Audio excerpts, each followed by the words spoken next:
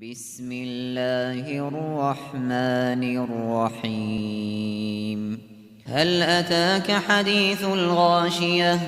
وجوه يومئذ خاشعة عاملة ناصبة تصلى نارا حامية تسقى من عين آنية ليس لهم طعام إلا من ضريع لا يسمن ولا يغني من جوع.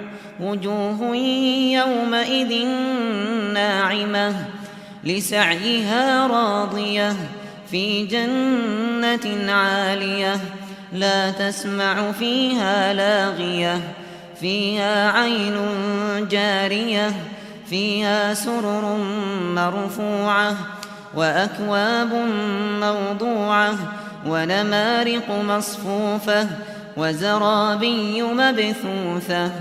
أفلا ينظرون إلى الإبل كيف خلقت وإلى السماء كيف رفعت وإلى الجبال كيف نصبت وإلى الأرض كيف سطحت.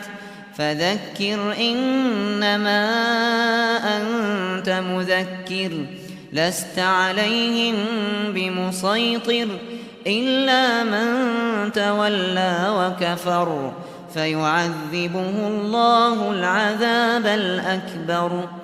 إن إلينا إيابهم ثم إن علينا حسابهم.